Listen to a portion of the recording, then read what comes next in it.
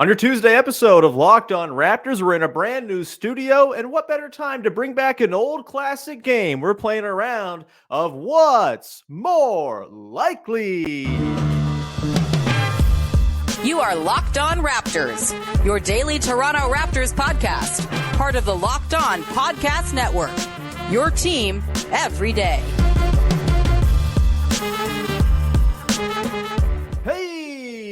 What's going on, and welcome to another episode of Locked On Raptors, part of the Locked On Podcast Network, your team every day. It is Tuesday, January the 30th, and I'm your host, Sean Woodley. I've been covering the Toronto Raptors now for 10 seasons on various platforms. You can find all my work over on the website that don't work so good, at Woodley Sean. You can find the show on Instagram at Locked On Raptors, and of course, you can join us over on the Locked On Raptors Locked On Raptors Discord server, the Doi, where it's a great place. Come hang out with lots of friends who like the podcast, who like roasting me for my takes, and some of them who actually like my takes as well. All are welcome in the Locked On Raptors Discord. Link in the description of the podcast. Free to join as always.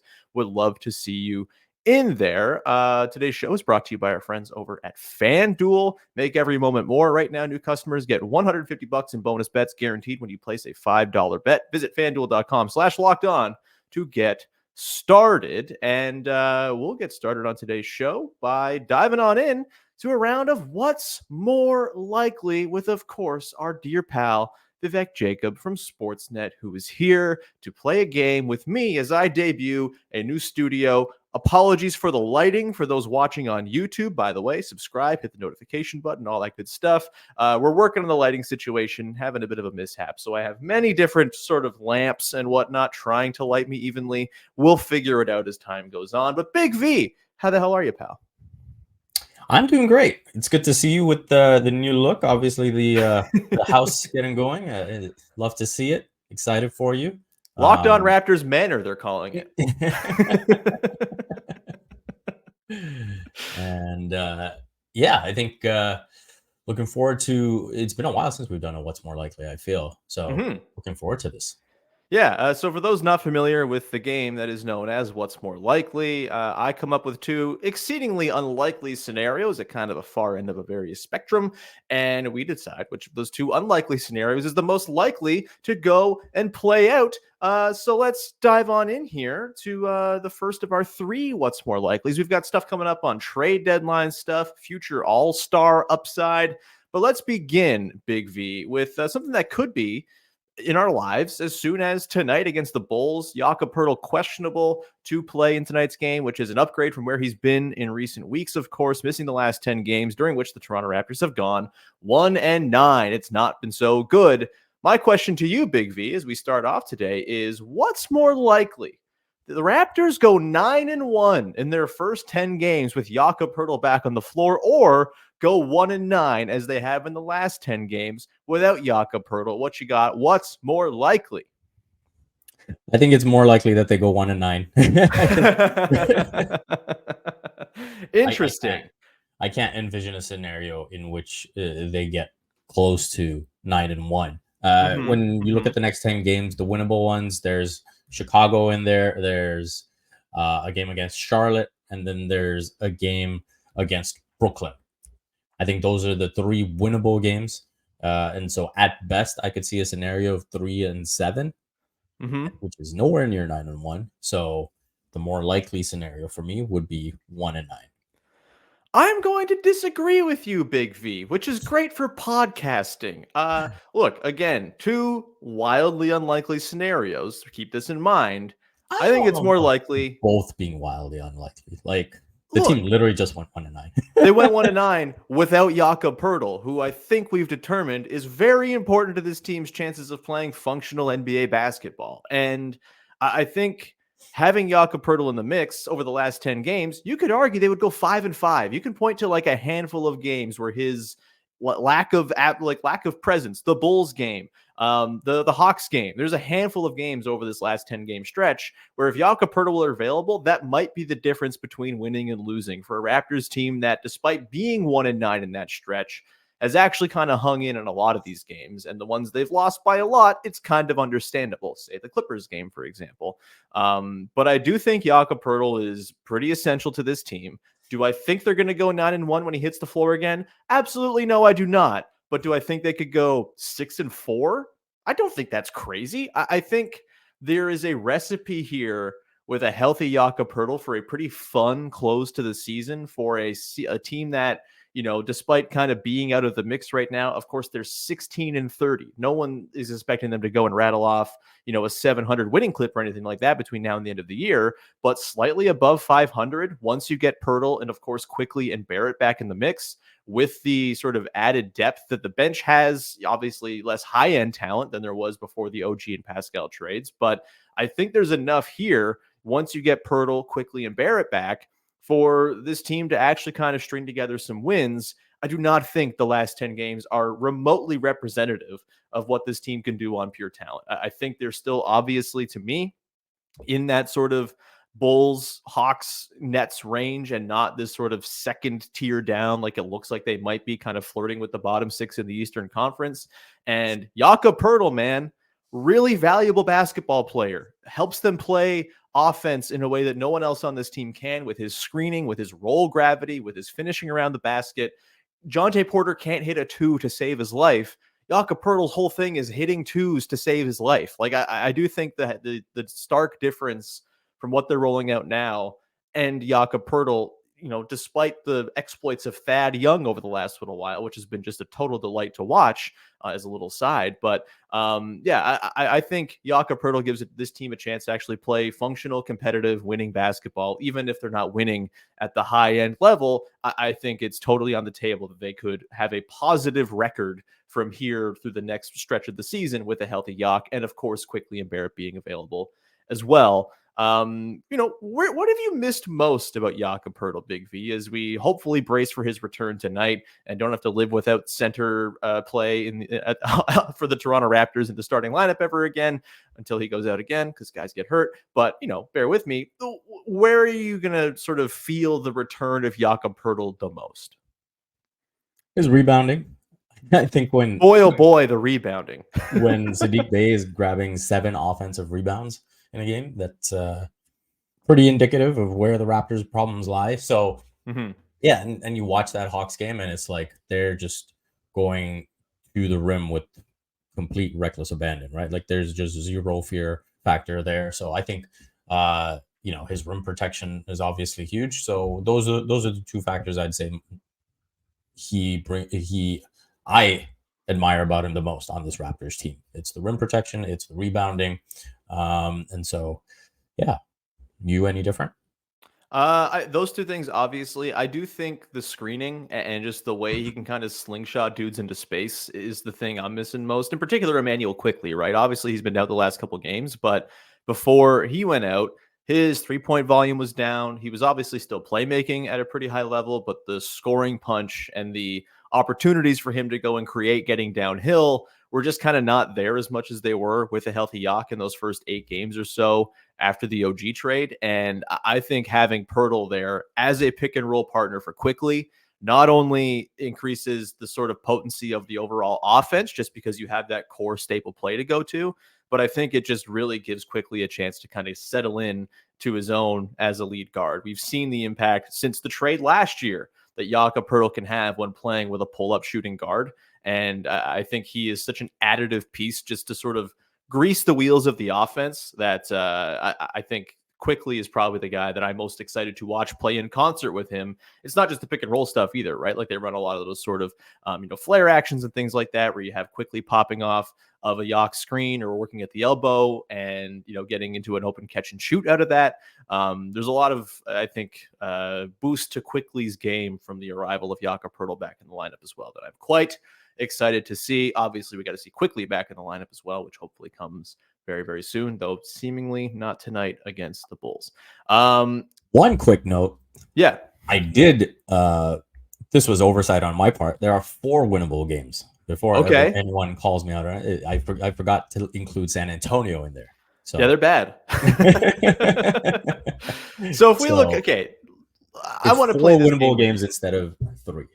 I want to play this game with you. Raptors, Hornets. You got. God, I'm way ahead in the schedule. So Raptors, Bulls tonight.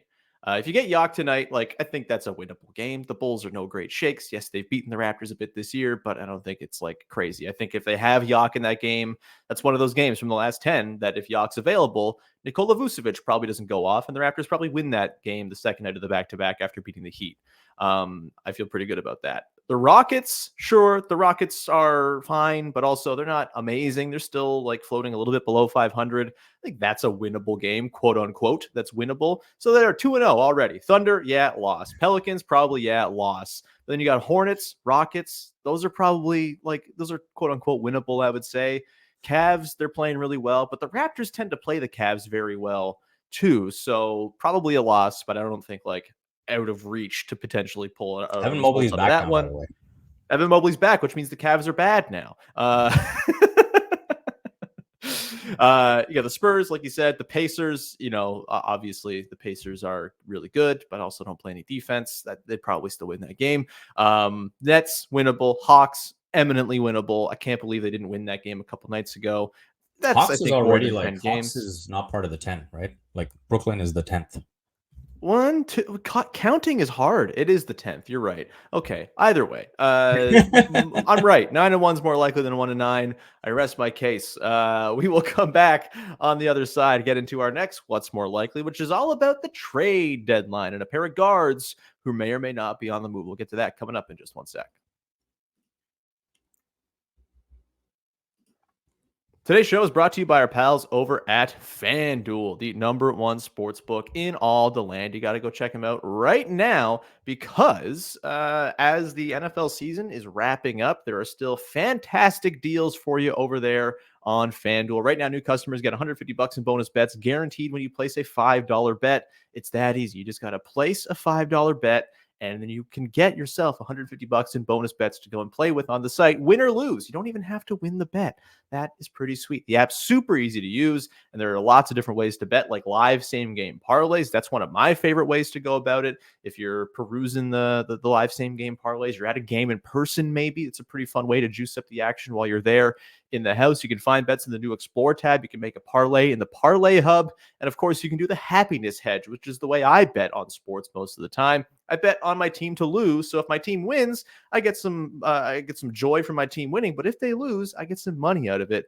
And that is pretty sweet. So visit FanDuel.com/lockedon and make your first bet a layup. FanDuel, official partner of the NFL and of the Locked On Podcast Network. We continue on here with your first listen of the day. Big V, Vivek Jacob from Sportsnet and Cricket Canada is here to dig into another version, another round, another question in our What's More Likely gauntlet here on the show. Let's dive in. Number 2 here. This is trade deadline related. The deadline is 9 days away. We're getting close, mercifully, to the end of trade season, which I cannot personally wait for.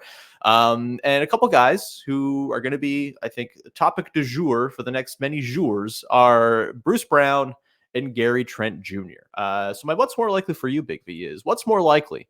Both Bruce Brown and Gary Trent Jr. get traded before the deadline, or neither get moved? What is your answer here? What's more likely? So I still lean towards Bruce Brown being more likely to be dealt than Gary Trent Jr. just because I don't think there's a market for Gary Trent Jr. That being said, I think neither ends up getting traded. All right. Let's go. I'm going to ride the wagon of Masai saying something. This has been the theme over the last couple of years, where he said something and then it doesn't end up happening, and then he'll go the other way when he needs to sell it again. Like, oh, we don't care about this draft. Oh, well, now you have 3 first-round picks. Lying on Maine, isn't it the best? So when he said, yeah, definitely there's more trades coming, I'm like, you know what? I'm good. I'll wait. Yeah.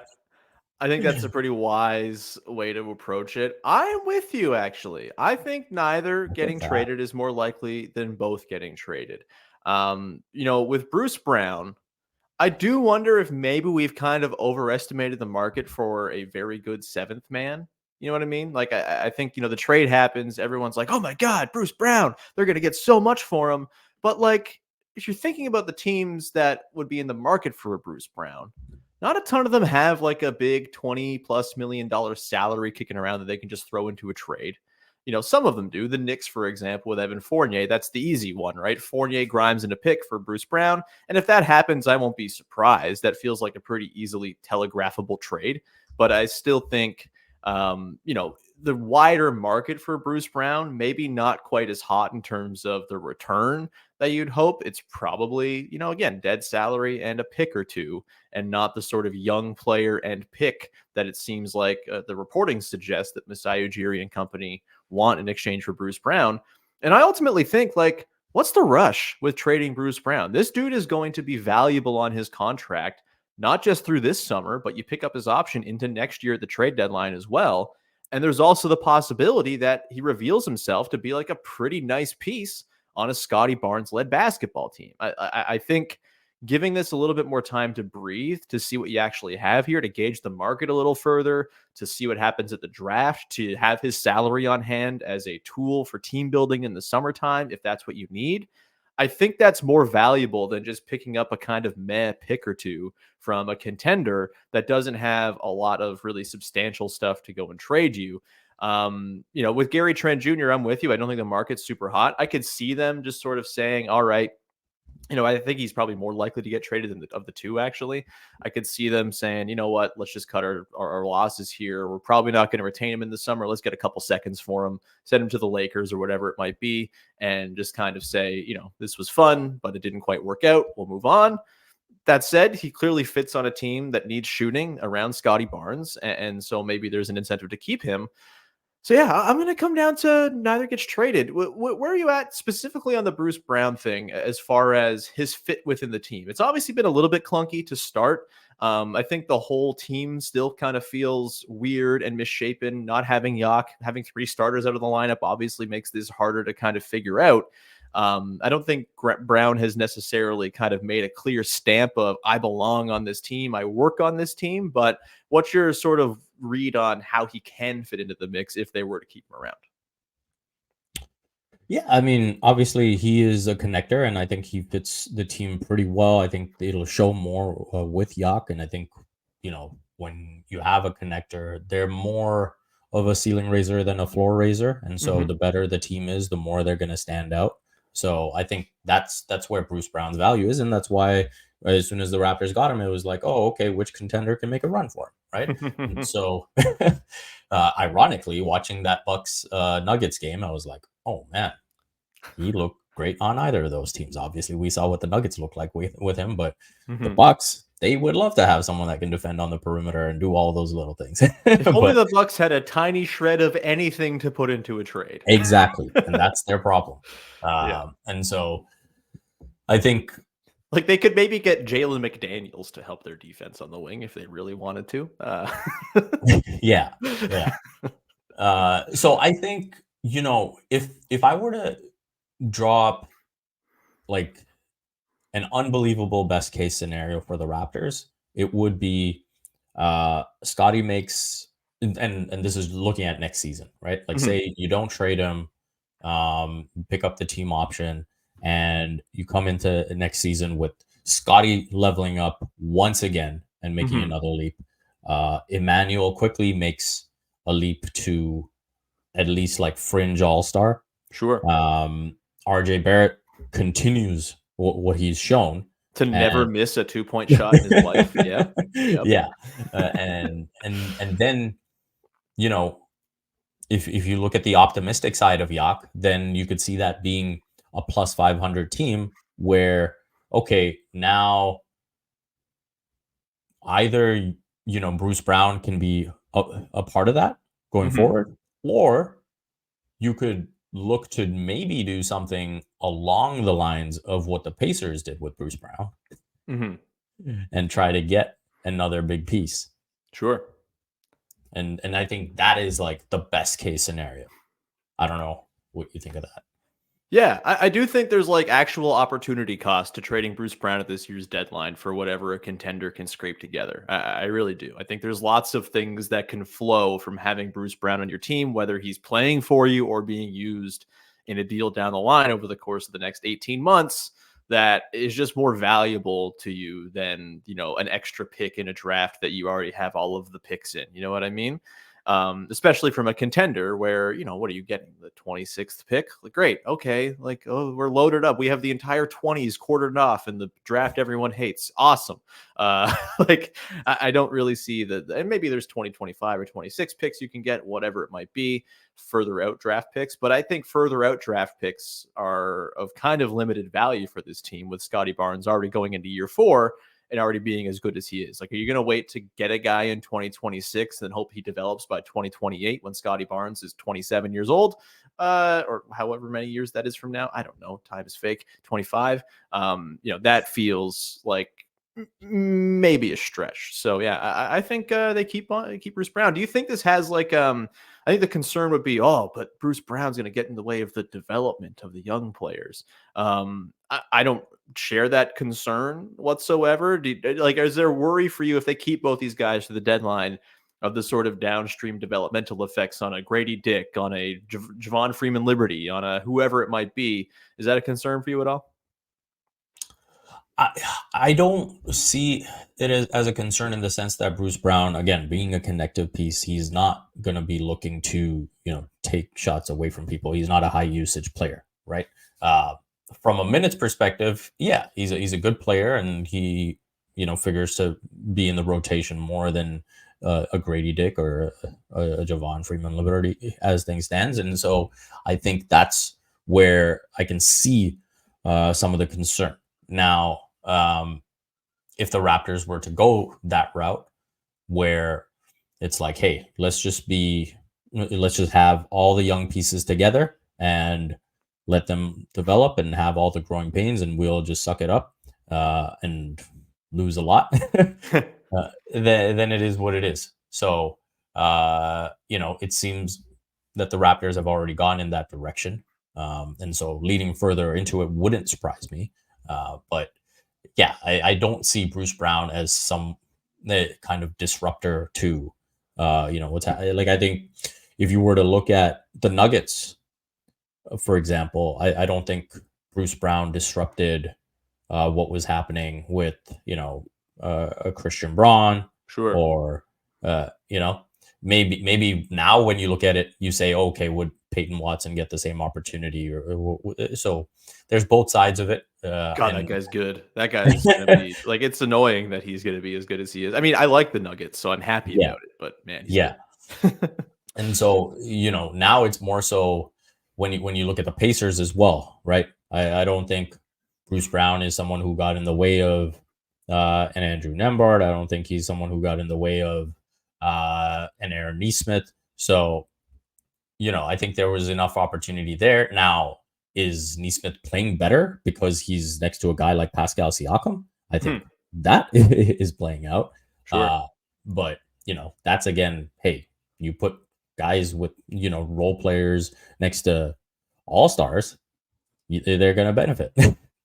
100%. But also you put young guys next to connective pieces who add and don't take away. I think that also is conducive to development, right? Yeah. And yeah, I think if they go through the deadline and Bruce Brown is still on the team, I think it signals, like, at least to some degree, like, hey, we actually kind of think there's a fit here long term with us. He's only 27 years old. He's not dead. Like, I feel like, he's 27. He's ancient. Like, get a grip. It's fine. People can be different ages on a basketball team. And I do think having him and just an abundance of guard play is a good thing that's conducive to a developmental sort of environment you're trying to build. So no, I'm not concerned about that really either. I think, a Grady Dick is still going to get chances to play. Jordan Nwora is still going to get chances to play, all that stuff. I'm not terribly concerned there. We'll come back on the other side and get into our final what's more likely, which is a far off look at future all-star teams regarding BBQ. We'll get to that coming up in just 1 second. Today's show is brought to you by our pals over at PrizePicks, the single best place to go play daily fantasy sports. You got to check it out because with PrizePicks, it's the way it should be in daily fantasy. It's not you against some expert in a back room or a basement, whatever, putting together a lineup you can't beat. No, it's just you against the projections. All you got to do is pick 2 to 6 players on a given entry, and whether they will get more or less than their stats projection in a given category. With basketball season rolling along and the big game coming up, why don't you get yourself a little action going in the specials league where you can do combo projections across football and basketball for different projections for stats. So you can have Travis Kelce receptions versus points for Scottie Barnes. That's a thing you can do on PrizePicks. Of course, PrizePicks offers a reboot policy as well, so your entries stay in play even if one of your players gets injured. So if a player goes out in the first half, doesn't come back for the second, that player's rebooted. It's the only daily fantasy sports platform with an injury insurance policy. Go to prizepicks.com/lockedinNBA. Use the code LOCKEDINNBA for first deposit match up to $100. That's prizepicks.com/lockedinNBA. Code LOCKEDINNBA. First deposit match up to $100 with PrizePicks. Daily fantasy sports made easy. And we round out the show here with Vivek Jacob, Big V, along for the final round of What's More Likely on today's episode. Before we dive into that, just a reminder, Locked On Sports Today 24/7 is your 24-hour streaming channel on YouTube featuring all of the national shows covering the biggest stories in the sports world and the local shows covering those stories from the local angle with our cast of local experts that only we can do the way we do. So go check out Locked On Sports Today 24/7 right now, or once you finish watching this episode, just go. Don't leave now. Please stay, please. Okay, let's get to the final What's More Likely of today. It's a far-off look at the core of the Toronto Raptors. So Big V, over the next 4 years, what's more likely? Scottie Barnes, RJ Barrett, and Immanuel Quickley all earn at least one All-Star nod in the next 4 years. Doesn't have to be in the same year, but it can be in any combination over the next 4 years. All of them make an All-Star team, or one or fewer does. I guess Scottie Barnes feels like a given. He's going to make one at some point here. We could make it more extreme and just say none of them do, but then I think we'd kind of know what the answer is. So we'll do one or fewer. So Big V, what's more likely here? They all become All-Stars, or just Scottie Barnes does, essentially? At this point, I would probably say one or fewer. I think the middle ground is probably that, Scottie and Quickley get there. Sure. But if I had to pick between one or the other, then I have to go with one or fewer, just because I do think that, say, for example, I think next year could be another long year, we'll put it that way. Sure. And so I don't think there'll be any expectations of making an all-star team more because of the record. And so if you were to look at 3 years beyond that, say if Scottie is in the game for those 3 seasons, it's also going to be tough to have 2 all-stars, right? And so I think that's where I could see potentially one of those years, or maybe 2 of those years, quickly getting in there, right? And then getting the third, how does RJ make an all-star team?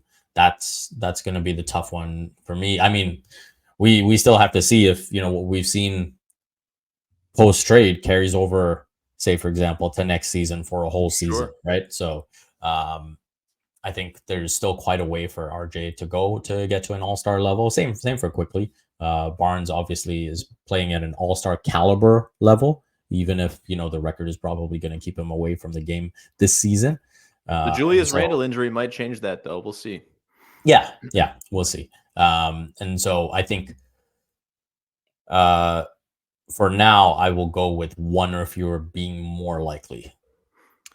Yeah, I think that's probably where I land too. It's hard to make the All-Star game in the modern NBA. There are a lot of really freaking good players, and 4 years seems like a lot. But like you said, if they're not like a winning juggernaut of a team next season, I don't see them getting 2 All-Stars. And I don't know if I see them becoming that level of team for at least a couple of years. So you're already kind of shortening your time frame.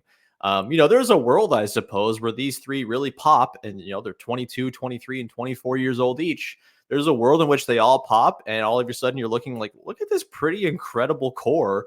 And maybe all of them are all-star worthy. That's maybe like a 5 percentile outcome or top 5 percentile outcome down the line. It's on the table. But yeah, I think with the talent that's spread around the league and just the sort of pathway not quite being there for RJ, just as a guy who's going to be more of a play finisher type, who I think is going to have sort of lesser scoring output than Scottie and Quickley once Quickley really starts to hum. This obviously requires Quickley to make a jump, right? He's not an all-star right now, but I'm pretty bullish on there being a jump there for Quickley. I think it's not out of the question that they all make it at some point in the next few years. RJ's been fantastic since the trade, but I just think the usage and the sort of team hierarchy and the general loaded nature of the NBA these days is going to kind of keep him from being able to get all three as an all-star in the next 4 years here. Where are you at with just sort of the quality of the young core? They've clearly bought into BBQ being the sort of wave of the future here. Where are you at it, like, as far as your bullishness on that three being a contending core in 3, 4, 5 years time? So I think Scottie Barnes has a superstar ceiling. Yeah, I think good. Immanuel Quickley has an all-star ceiling. Fringe all-star to all-star ceiling is where I'd have to put him right now. I don't think his finishing at the basket is where it needs to be. And I think that if, for the people who make Quickley Tyrese Maxey comparisons, I think that's where the biggest gap exists, right? 100%. And so I think that's how I separate the two. And then you look at RJ Barrett, you'd probably say, fringe all-star ceiling, right? Mm-hmm. And so what is that? If that ends up being their ceilings, what does that portend, for those categories for your best three players? And then I think the other thing that you have to factor in is, okay, we know, Scottie's makeup in terms of his best position on the floor defensively. Mm-hmm. We know we have a pretty good idea with Quickley and RJ. And so if Jakob Poeltl is the center, it makes a very, very specific fit for that fifth player, right? Right. It's got to be someone that can be an on-ball perimeter defender, someone who can knock down threes. When have the Raptors employed somebody like that?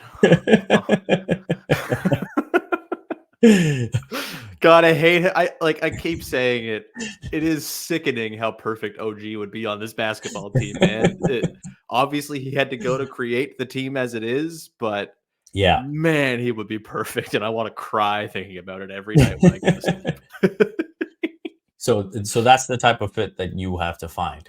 I think probably the height of that fit is someone like a Paul George, right? Right. And so sign him up. So again, you're looking at a difficult ceiling because, like, how do you get those that player on the team when you're already paying, Scottie and RJ and Quickley, right? Mm-hmm. So I think you could come to a point where something might have to give with RJ. Sure.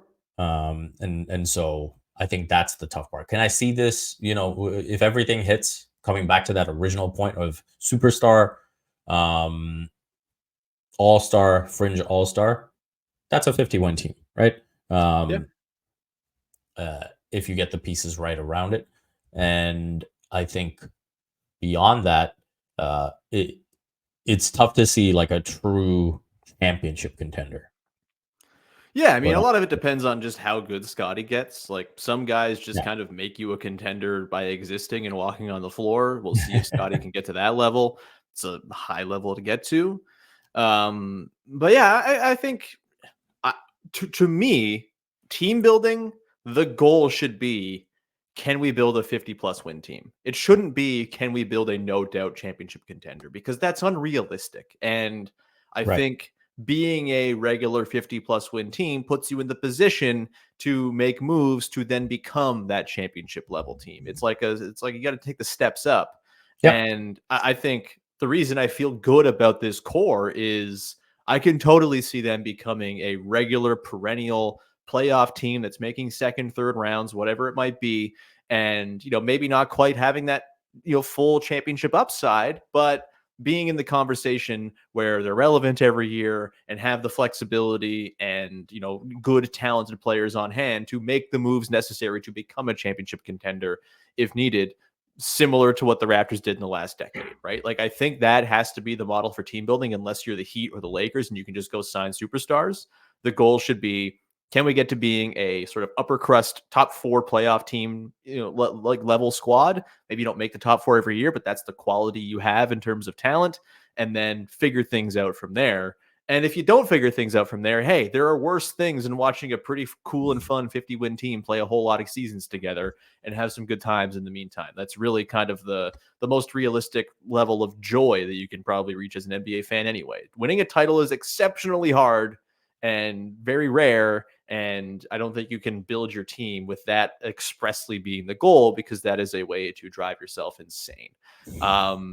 Big V, feels a good place to leave this one. Thank you so much for hopping on the show. And again, thanks to the listeners for tuning in and putting up with my weird mood lighting situation. It'll get better, unless you like the mood lighting. If you like it this way, let me know. Let us know in the comments if you find the mood to be sexy or whatever, and we can keep it this way. But thanks for hopping on, man. Anything you want to promote for the good people out there? Just the usual stuff. I'm doing regular NBA content for Sportsnet. I am doing cricket content for Cricket Canada, and you can follow everything else on Twitter at Vivek Jacob. Outstanding. Everyone find me over on the bad website at Woodley Sean. You can find the show on Instagram at Locked On Raptors. We are, of course, on Discord. Link is in the description. Free to join, as always.